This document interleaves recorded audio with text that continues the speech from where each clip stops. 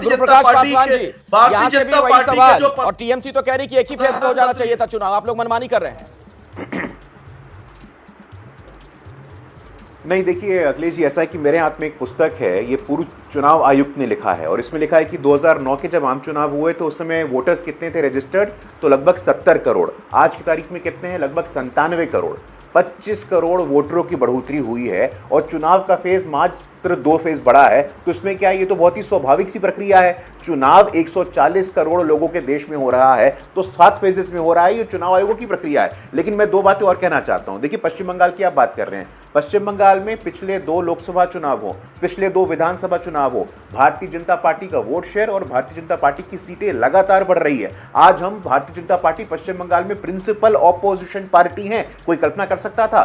संदेश खली में दलित समाज की, आदिवासी समाज की महिलाओं को रेप किया गया, हत्या की गई। टीएमसी का ऑफिस बेयरर, टीएमसी का नेता शाहजहां के देखरेख में वहां की दलित बहन हमारी बोलती है कि हमें टीएमसी कार्यालय में बंद कर दिया गया और कहा गया कि 3 दिनों तक हमारे साथ रहो, वरना अपने पति का कटा हुआ सिर अपने हाथों में पाओगी। इस प्रकार का संस्थागत हिंसा, खेला होबे के नाम पे जो हिंसा का तांडव टीएमसी के नेताओं ने किया था पश्चिम बंगाल की सड़कों पे, हमें आज भी याद है। मां माटी मनुष्य की बात करती हैं, लेकिन पश्चिम बंगाल की दलित, पश्चिम बंगाल की आदिवासी महिलाओं के लिए आपके मन में ना कोई स्थान है, ना कोई संवेदनशीलता है। पश्चिम बंगाल ने मन बनाया इस बार अखिलेश जी, और जवाब मिलेगा इनको। स्वयं प्रकाश जी, देखिए ये जिस तरह से बात कर रहे हैं, ये पर्टिकुलर मुद्दा देखिए इनके पास में अभी तक, देखिए हमारी नेत्री ममता बनर्जी ने 10 तारीख को, पिछली 10 तारीख को जनगर्जन सभा करके 20 लाख लोगों के सामने हमारे 42 के 42 कैंडिडेट उतार दिए, जिसमें युवा भी है, SC/ST भी है।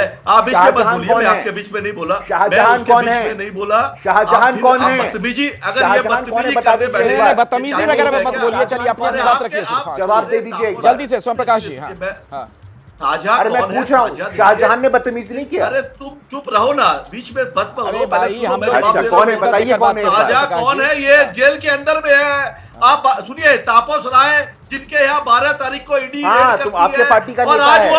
आज वो नहीं, अभी आप भारतीय जनता पार्टी का झंडा पकड़ लिया उसने। जैसे शुभेंदु अधिकारी जैसे नेता जो प्रधानमंत्री मोदी की गारंटी की बात करते हैं, परिवारवाद के खिलाफ बात करते हैं, चुप रहिए। शुभेंदु अधिकारी कौन है? अच्छा ये बताइए स्वयं प्रकाश जी, एक छोटा सा सवाल, छोटा जवाब दीजिए, फिर मैं आता हूँ कांग्रेस के नेता के पास। बशीरहाट कितना दूर है कोलकाता से? बशीरहाट कोलकाता से कितना दूर है सर? नहीं, बशीरहाट कितना दूर है मुद्दा ये नहीं है। ऐसा नहीं मुद्दा है। ममता बनर्जी वहां क्यों नहीं जाती है अगर महिलाओं पर अत्याचार की खबर आती है? वो तो मुख्यमंत्री है ना वहां की। सुनिए, लॉ एंड ऑर्डर वहां अपना काम मणिपुर में डेलीगेशन भेजते हैं, यूपी में डेलीगेशन भेजते हैं, लेकिन कोलकाता से बशीरहाट कितना दूर है? क्यों नहीं जा पाती ममता बनर्जी? एक संदेश जाता है भाई, महिला मुख्यमंत्री है। संवेदनशीलता, इनकी महिलाओं की संवेदनशीलता की बात करते हैं मोदी, जो नारी सशक्तिकरण की बात करते हैं। एक देश की महिला मुख्यमंत्री जिनके ऊपर चोट लगी 2 दिन पहले, उसके बारे में इनके नेता कैसे बयान कर रहे हैं? आज कोई भी बयान गलत है, इस तरीके का बयान दे रहा है तो। लेकिन मेरा सवाल ये नहीं है, मेरा सवाल ये पूछा कि कोलकाता से बशीरहाट कितना दूर है? आप बंगाल का चुनाव जो है, बंगाल का नहीं, ये देश का चुनाव है। 100 किलोमीटर की भी दूरी नहीं है। चलिए छोड़िए, आप मेरे सवाल का जवाब नहीं देना चाहते हैं, शायद आप सहज नहीं है। ठीक है, ज्योति कुमार सिंह जी, आप लोग इस लड़ाई में कहां पर हैं?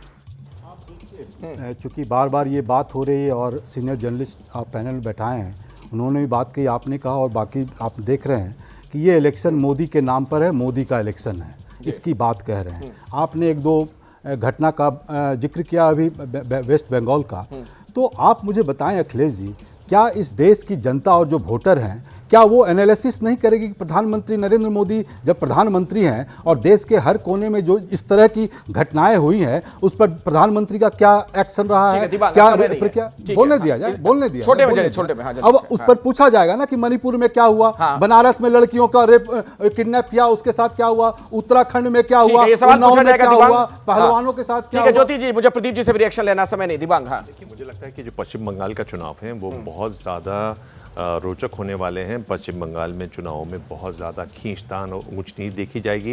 विधानसभा चुनाव हुए थे 8 फेजेस में, ये वाले चुनाव जो लोकसभा चुनाव हैं ये 7 फेजेस में हैं। दोनों तरफ से बहुत सघन प्रचार होगा। दोनों के पास बाहुबल भी है, पैसे का बल भी है, पार्टी भी है, और सत्ता का भी उसमें प्रकोप दिखाई देगा। तो मुझे लगता है कि बहुत ही सघन चुनाव होने वाला है। जिस तरह से ममता बनर्जी व्यूह रचना करती हैं, वो एक बीजेपी के लिए चुनौती भी रहने वाली है। कितनी बड़ी चुनौती हो सकती है बीजेपी के लिए ममता बनर्जी की व्यूह रचना और संदेश खाली? बीजेपी के लिए बहुत बड़ी चुनौती होगी, क्योंकि ममता बनर्जी जुझारू नेता हैं, ज़मीन की नेता हैं, जनाधार वाली नेता हैं।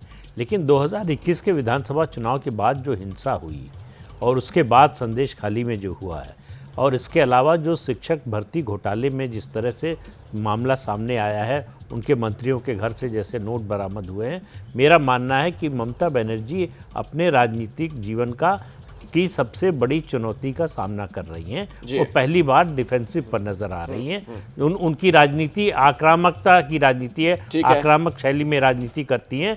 पहली बार उनको जवाब देना पड़ रहा है। आप अभी शाहजहां शेख के बारे में पूछ रहे थे, ठीक है, उस पर उनके पास कोई जवाब नहीं है कि उसको बचाने का प्रयास क्यों किया। अगर सुप्रीम कोर्ट इंटरवीन ना करता तो शायद शाहजहां शेख अब भी बाहर होता।